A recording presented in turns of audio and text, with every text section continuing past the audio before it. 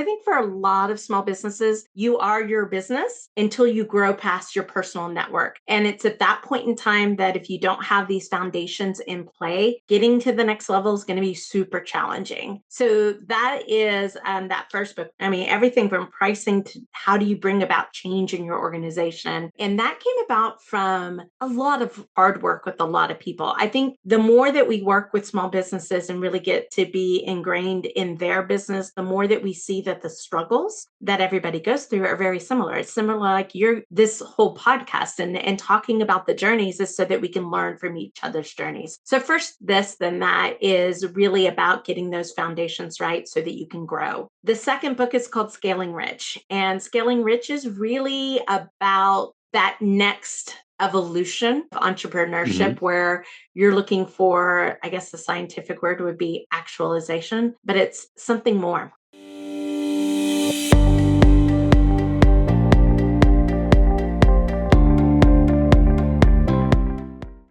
Welcome, listeners. Today, we have an incredible guest with us, Leslie Hassler, founder of Your Biz Rules and a seasoned business strategist with 17 years of entrepreneurial experience. Leslie is the author of First This, Then That, and the upcoming book, Scaling Rich. With her holistic approach, she helps businesses achieve predictable profits and sustainable growth, all while ensuring a balanced quality of life. Leslie's mission is clear: to ignite the potential within business owners and entrepreneurs, empowering them to overcome challenges and build a life of abundance and balance. Let's dive in and unravel the fingerprints on success of Leslie Hassler. Hi, everyone. It's Bill Barrett. Welcome to Fingerprints on Success. And today I'm joined by Leslie Hassler. Leslie, welcome to our podcast.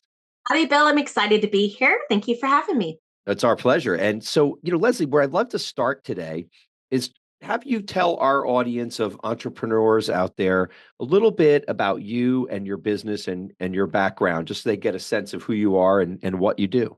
Well, that's a big question. So, a little bit about me. I will say that I came into entrepreneurship accidentally. I wasn't exactly planning on it. I'm sure some people can relate, but I found out on a Wednesday that I wasn't going to have a job by Friday. And it wasn't because I was a bad employee.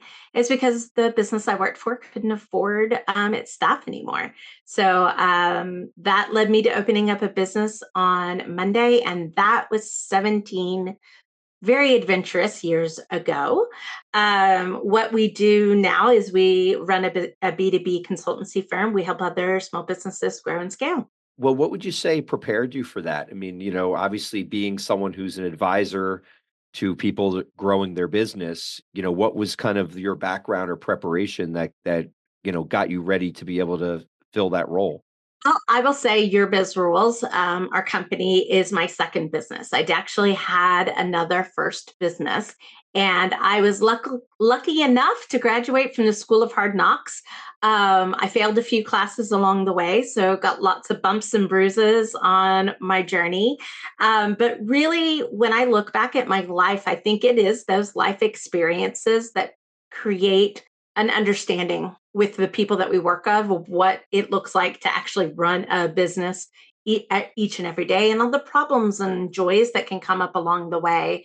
So I definitely say experiential based, earned it the hard way, but a lot of that is to the benefit of our clients. Okay. Well, it's great. So, and you've built this company, as you said, over the last 17 years. How many Yeah. advisors are working with you and your clients around the country? So we have a team of 8 currently, back end and front end, that type of work. So we're currently expanding in this business strategist area, and then our clients are really nationwide.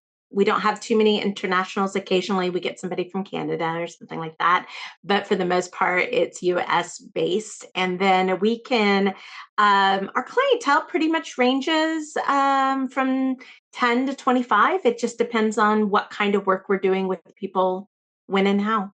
Okay. So when you reflect on, the building of your business and the success that you've had so far, when you think about that, are there certain characteristics or mindsets that you think that you've had that have made a difference in the ability for you to be able to grow the business the way you have over the last 17 years? Definitely. I think for one is we never trust that what we did in the past that work will work again. So we're constantly iterating and innovating. And I think that's really important because I feel like the rate of change has been on hyperdrive, especially in the last 5 years. And so I think the only thing we can count on is change. And how do we adapt that? So I think as a culture, we've done well in adapting to change, and being able to do that. So that would be definitely one of those mindsets. Okay. Give me an example of kind of how you've had to adapt to change and how it's made a positive impact. Oh golly, I feel like we get that opportunity every 6 months. I know one that we're working on right now is AI. And AI is a buzzword and it's something everyone's talking about. And there's a lot of good and confusing things about AI, but we see it really as the beginning points, like it's in its infancy of possibilities. And so that would be one area of change that we're embracing, internally, but also then bringing it into our clients' businesses. So we've been pretty heavily invested in the last year, both in becoming AI enabled, as we like to say, but also defining those boundary points in the business of what's acceptable, what's not acceptable, what's important to us, how do we use it, and still maintain truth and alignment to our vision, our values, and the work that we're doing. So on the flip side of that, if you're advising, entrepreneurs out there on, reflecting on that journey of success and some of the things that you wouldn't do over again, things that, if you're advising the person that launched a business 17 years ago on the mindsets or ideas that you wouldn't do over, what would be some of those that you could share and some stories about those? Yeah, one that's really prevalent that's popping up right now, just because we're having some client conversations around that, is with team. In my first business, I don't know that I did that the best. I will put that. That company had about 6 employees, and I tolerated um, less than alignment or less than a good fit. And in that situation, I kept an employee probably on for 2 years longer than I should have, mostly because it costs a lot to find a new employee, and I didn't take the time. Honestly, I just didn't take the time, and I ignored the red flags. And it wasn't until the business was in a really big period of transition that I found out things like, my team got together for Friday night happy hour and complained about the bus. And it was almost a game to see who could collect the worst war story, and that didn't feel great. It didn't feel good at all. But it also told me there was a problem that I wasn't paying attention to, and there were some things that I didn't do well.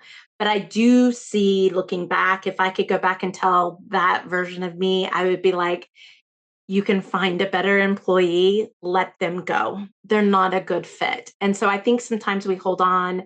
I know I did in that instance. I held on to the warm body Mhm. because it's what I knew. And I was felt too busy or too strapped for cash or too whatever to just let them go. So we're definitely, I like to say, we hire fast and we fire fast in a positive way. I feel like I'm not going to get to know if you work well in my environment until you're working well in my environment.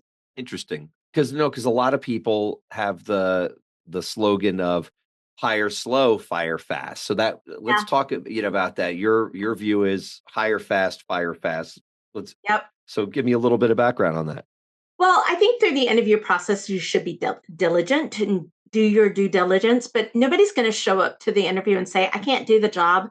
I stink at time management. And when you're not watching me, I'm just going to watch, I don't know, YouTube videos.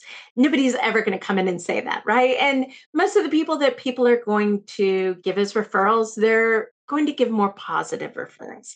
So I feel like there's a lot of, we've got to see if we gel, if we can work together. Do you think the way I think, or do you think at the speed that I think? These are the things I'm looking for. So we definitely hire a lot more on attitude, and value alignment than I do on, can you do task X? I can teach you a task. But I'm honestly not going to know if your fast is my fast until you're working in my organization. Mm. So we've built an onboarding process. We have a very, I think, thorough onboarding process and training process and feedback loops and all the good stuff that makes a team go well. But if it's not right and we can't correct it in a couple of sessions, then we have to be asking ourselves, is this the right fit? Because it's more expensive for me to invest in a poor fit than it is to let that person go and hire somebody new and get that much closer to the right fit. Yeah. Do you have any provocative questions or things that you always ask in an interview to try to at least weed out a person who you don't think is at least got those fundamentals to have a chance? Are there specific things that you might advise one of our entrepreneurs that they might ask? You know what my favorite question is? It's so simple. Okay. Why? Why? Why? I find that first level question is superficial. It's rehearsed, and whatever the answer is, I want to dig into it. So tell me, why is that important? So tell me, why was that impactful? So help me explain, like, why is this something that you're passionate about? Hmm. I'm looking for thought. I'm looking for a thinking process. I'm looking for somebody who hasn't just rehearsed the question, is actually attached to it. So it's not so much a provocative thing, but you would be very interested. It's so interesting. We had a client that was going through and interviewing people having some challenges, and we started implementing that just simple question. This number two question for the follow up: why? And Mm. it's interesting how many people can't answer it. Yeah. Well, it also goes to the issue of vision, right? You want to at Yeah. every level of employee, I find that there's a certain level of vision that you hope someone has about what success looks like. And you know, one of the coaches I've worked with in the past, Dan Sullivan, always talks about the question of, if we were sitting here 3 years from now and this had gone really terrific, what would have to be true for that to have occurred, right? Yeah. And if someone is like, well, like, I'll be happy and it'll have gone really well, it's like, well, no, that's not specific to your point. Why? Right? That's Yeah. not very specific of, no, no, what would have to be true that this was a wild success, taking this job and working with us. And if someone really doesn't have much more to say than, oh, we'll all be happy. Well, okay, then they really don't have much vision for the position, do they? No. I think happy is subjective, right? Right. And it's in the eye of the beholder. But I also personally have found it to be fleeting. It's not a constant state, it's a subjective evaluation of the moment. So I agree. We're just looking for something deeper. We love the situational questions like what you just shared, but some days I just find this really simple ones get some really interesting reactions. Yeah, no, it's great. I just was curious because it was intriguing, your philosophy on hire fast and fire fast. So to do that, you have to have some good provocative insight on the front end, I think, too. Which so that's very interesting. Very simple question, but it digs in. So let me ask you, in terms of mentors. A lot of times, when people start a business, they some people have mentors in life and in business that make an impact on them. A lot of times, the journey of entrepreneurship can be a little lonely, especially if you start the business completely by yourself. When you think about your development of your company and your success, do you have any mentors that you would attribute your success to, or at least when you reflect and say, if it wasn't for this person, maybe things, or persons perhaps, maybe things would not have gone as well as they've gone. I do think I have those mentors who have come along at pivotal moments that have shifted the course, if you will. I think one of my very first business coaches helped me make the transition from being the one that does all the work to being the one who gets the work done, which is something a little different. So if I'm not responsible for doing all the work, but then I'm the manager and the owner who ensures that the work gets done, it's a different mindset. And in my first business, I still equated my value with the work that I specifically did. And it wasn't until I started to say, oh, I'm not X, I'm actually an entrepreneur who runs a business that does X. There was this elevation of thought processes and decision making that really was impactful and probably was the genesis of your biz rules today. Is just going through that in my first business. Okay. Are there any particular people that though had an impact on you that, that you got particular wisdom from or guidance from, or, a story of someone like where you could share with us, this was a value or, a tough time that I went through where this person helped get me through. There's a couple I know. We worked with a coach. Her name's Amy Walker. That she did at the time more sales and marketing when our marketing message wasn't. It took that outside set of eyes and reflection to be able to turn the tables. And this was post COVID when a lot of marketing messages needed some revamping, if you will. So that was really Mhm. pivotal because that was a huge shift in our business and how things were reacted. But I'm also a really big reader, Bill. And I get a lot from the books that I read. One of my favorite is Anything I've Devoured Everything by Jim Collins. I do love his insights, but I think my first business, one of the things I was having trouble with is everybody wants you to niche by a demographic, the age of the person, their job, the industry, those type of monikers. And when he was talking, and I think it was in Good to Great. It could have been in Great by choice. He was talking about GE and what GE's niche was. And it wasn't so much that GE's niche was about the demographics. GE's niche was about how they solved problems. And that was one of the first times I'd ever heard that different approach to defining your niche. And it made so much more sense to me because I think at the heart, and just like everybody, every entrepreneur, we solve problems, right? You solve a problem for your clients. Our listeners solve problems for their clients. And once I could understand that, I felt like we got so much tighter around what it is that we do. That's great. So, how, in growing your company, now you've got people working for you that are helping you support your clients. What kinds of things do you try to do to develop their careers? A lot of times today people talk about how do you create stickiness, right? It's very hard um, to get great people, and then when you get them, you want to keep them. Yeah.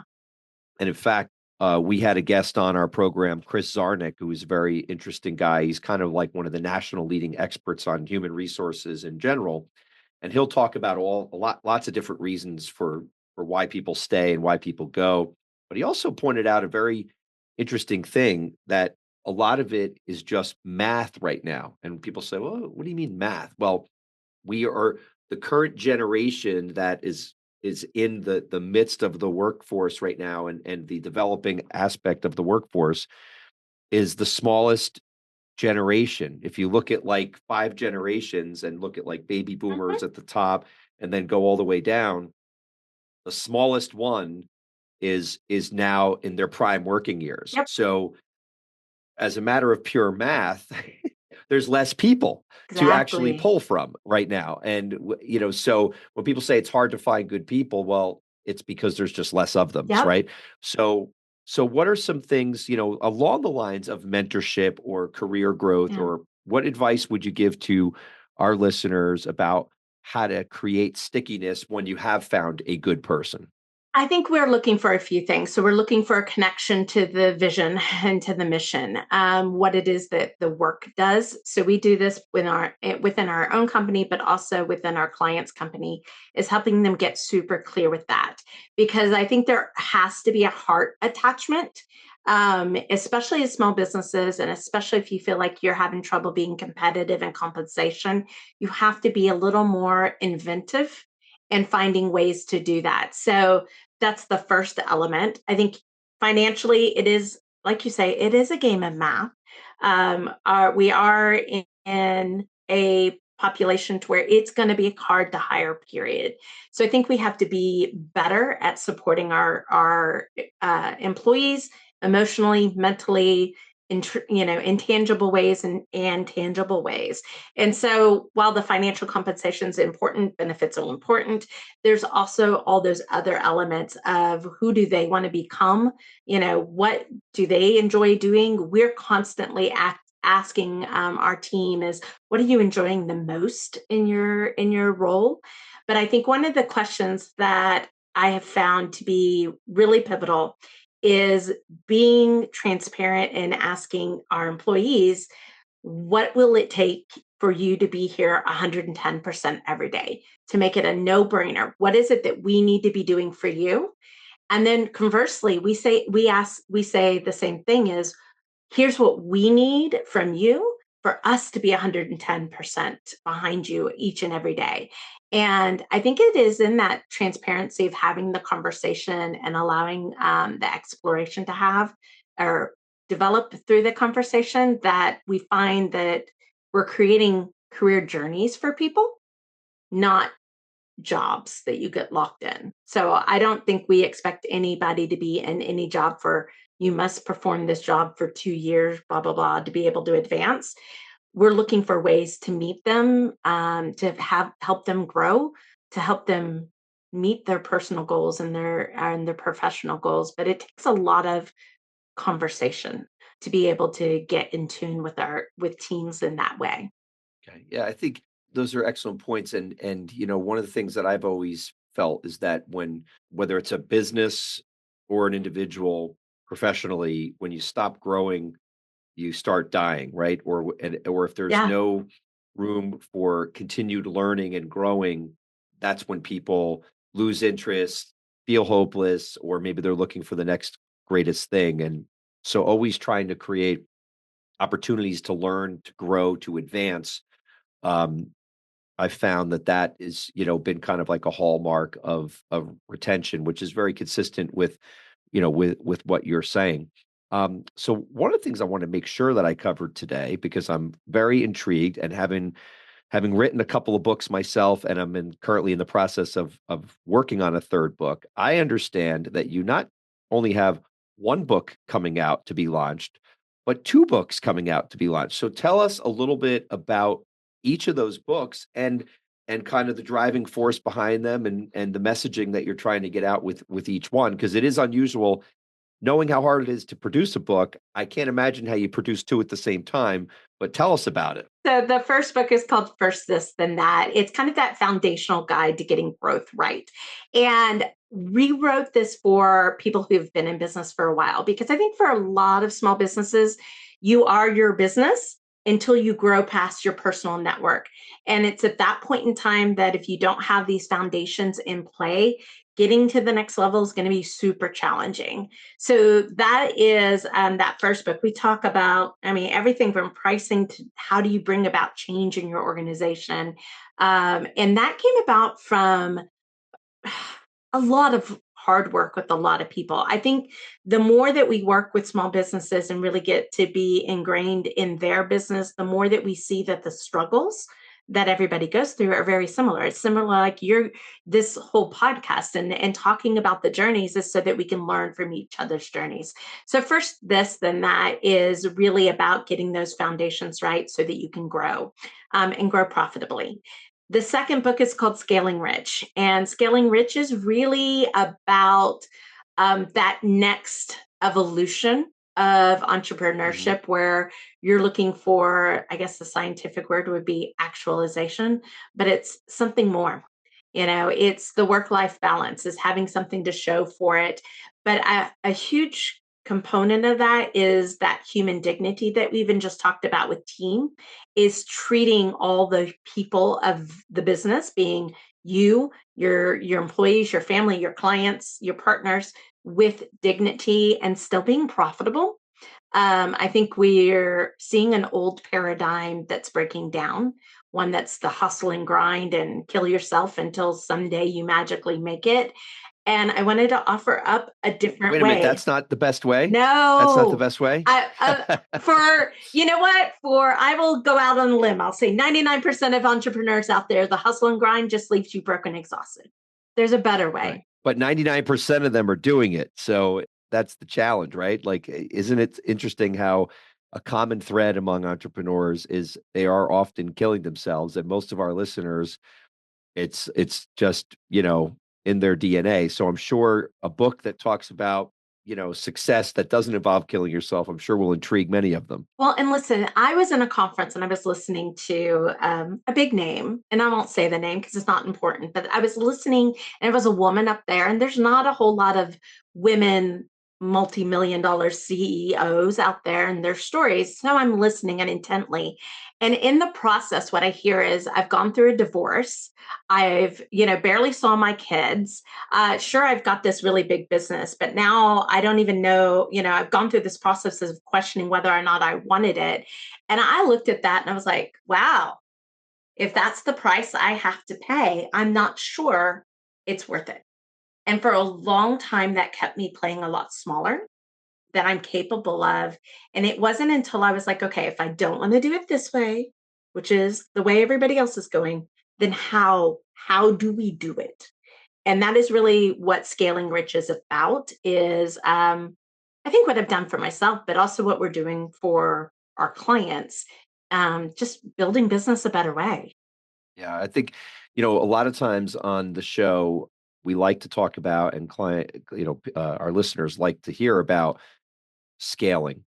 One of the big challenges, I've even seen it in my own business with my law firm. We've kind of in the last 10 years, we've doubled the size of the organization, and scaling is a huge challenge. Any words of wisdom that you can share with the audience on scaling in general, in terms of just any advice or guidance you can give on the process of scaling and going to the next level, which again is probably one of the bigger challenges for a lot of our entrepreneurs.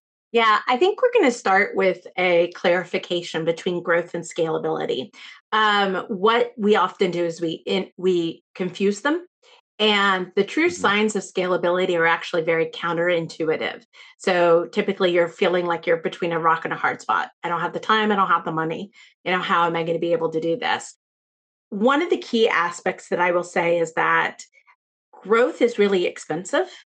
It tends to drain the business of cash. Scalability produces cash. So, a good indicator about where you are is whether, if you're having to make a dollar investment to get the dollar back, you're likely in growth. And that's great. It's important, but it's a little different than scalability. Doing more of growth has some risks, like growing yourself out of business. Scalability says for every dollar I'm investing, I'm going to reap 10, 100, I'm going to reap a multiple. And that is a really good, that produces cash. But the one part I find that people do is they treat these moments of time as business as um, things to achieve, to check off. And really, it's much more like a dance. So you're going to go through a period of growth, then you should maximize your efforts and be in scalability. And then when you're done with scalability, you're actually going to go back to growth because you have to build that next foundation point that you can create leverage off of and get exponential. So a lot of times that people just get them a little confused, and the cash part of the business really starts to be a big risk. And so one of the things we like to do is put cash forward in a business. And a lot of businesses have the ability to do this. If you've got a business and you're covering your bills, chances are you can push cash forward. If you do that, you prep yourself for scaling and growth in such a way that, I don't know, it becomes a lot more fun and a lot less stress to be able to do it. But the aspects of scaling, that's I won't say complex, but it has a lot of moving pieces that are very customized to the business. So, law firms, for instance, as you mentioned, it's a very people oriented type of thing. It's time based, right? So your scaling points are definitely going to be about people, but then they should also be about technology and systems and the back end that make the people more productive and efficient, right? So it's never just one thing, and I think this is why we like doing what we do, is because you get to touch so many parts of the business. It often is about a concerted effort across the business. You mentioned cash forward. Explain what that is, because I'm not sure every person listening will say, "Oh yeah, she talked about cash forward." Like, what does that actually mean? Because it seems like it's pretty fundamental, to your approach. Yeah, it most definitely is. And I think for if you're in a professional services business, it's a concept to get.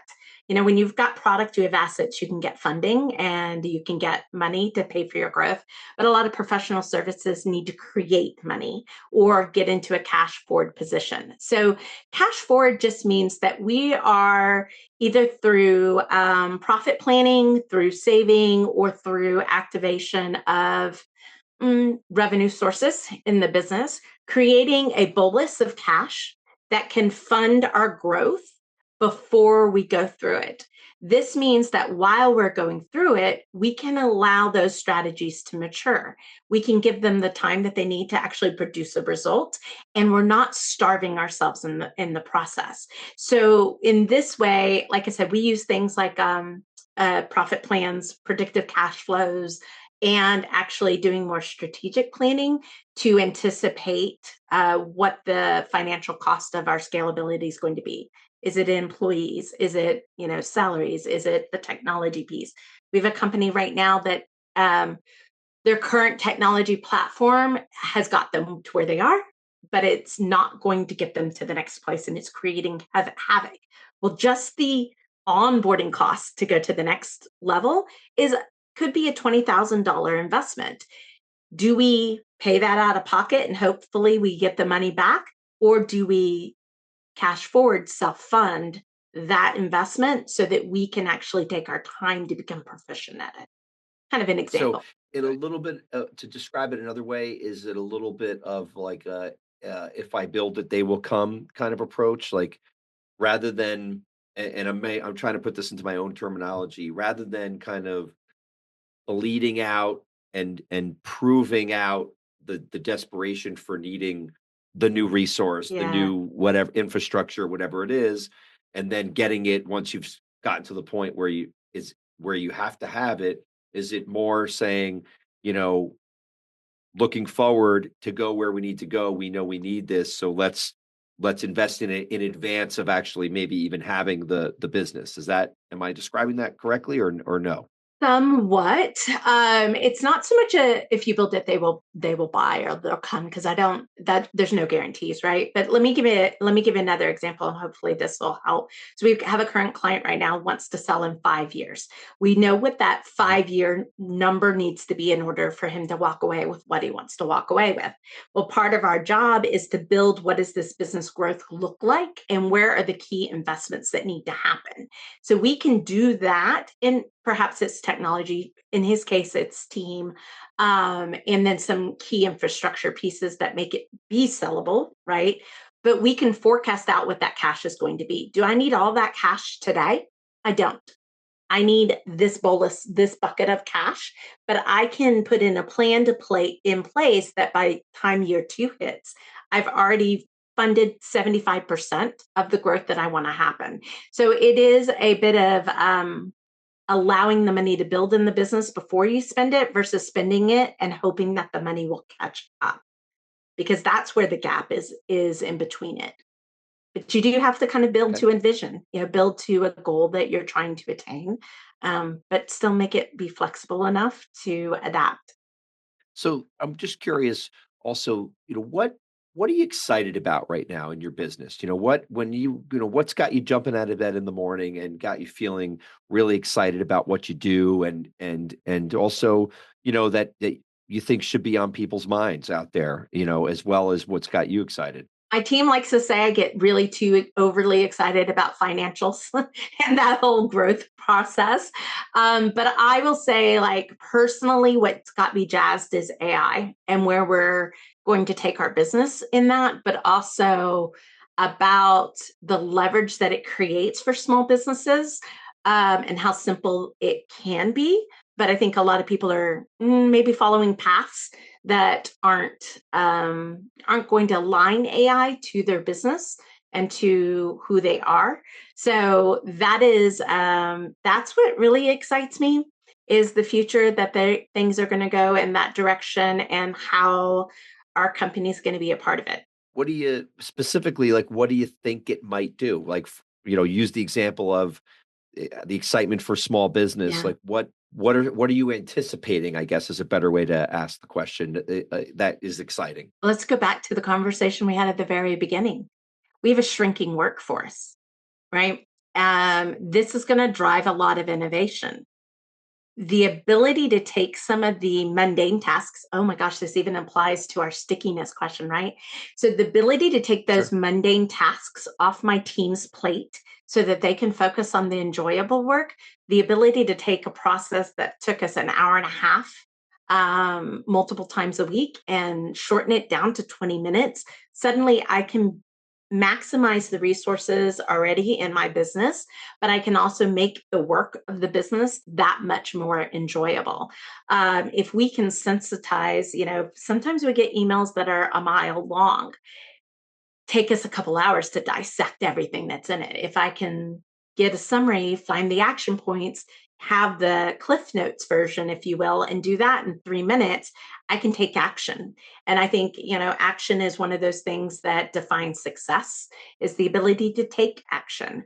So there's internally, it's process. Internally, it impacts your team.